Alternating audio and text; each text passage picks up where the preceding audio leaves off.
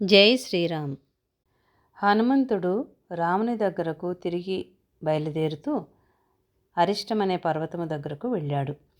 ఆ పర్వతము నల్లటి వన పంక్తులతోనూ ఎత్తైన పద్మాక వృక్షములతోనూ ఒక వరుస కట్టుకున్నట్లుగా దాని శిఖరాల నడుమ వ్రేలాడుతున్న మేఘాలతో ఉత్తరీయము కప్పుకున్నట్లుగాను ప్రేమాతిశయము వల్ల సూర్యుడి శుభకరమైన కిరణాలనే చేతులతో మేల్కొలుపుతూ ఉంటే ఆ పర్వతము మీద ధాతువులు కళ్ళు తెరుస్తూ మూస్తూ ఉన్నట్లు కనిపించింది.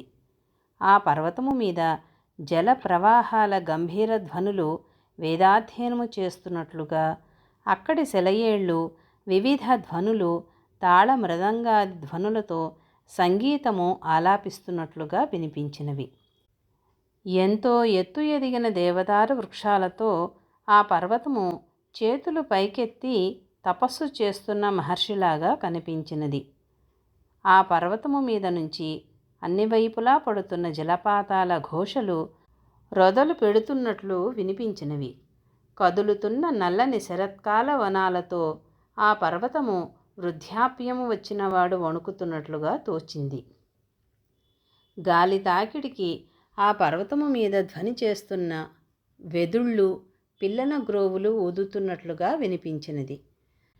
భయంకరమైన విషసర్పాలతో ఆ పర్వతము కోపముతో బుసలు కొడుతున్నట్లుగాను, మంచు కమ్ముకున్న గంభీరమైన గుహలతో ఆ పర్వతము ధ్యానము చేస్తున్నట్లుగాను, కదులుతున్న మేఘాలు కమ్ముకుని చిన్న చిన్న కొండలతో ఆ పర్వతము నడుస్తున్నట్లుగాను, మేఘ పంక్తులు దాటిన శిఖరాలతో ఆ పర్వతము ఆవరిస్తున్నట్లుగాను, ఇంకా ఎన్నో గుహలతో ఎన్నో శిఖరాలతో ఆ పర్వతము శోభాయమానంగా కనిపిస్తోంది. పూలు పూసిన మద్ది చెట్లతోనూ తాటి చెట్లతోనూ ఇనుమద్ది చెట్లతోనూ ఎంతో విరివిగా అల్లుకున్న వివిధ లతలతోనూ నానావిధ మృగాలతోనూ వివిధ ధాతువులతోనూ ఎన్నో సెలయేళ్లతోనూ పెద్ద పెద్ద రాతి బండలతోనూ ఆ పర్వతము నేత్రపర్వంగా భాసించింది.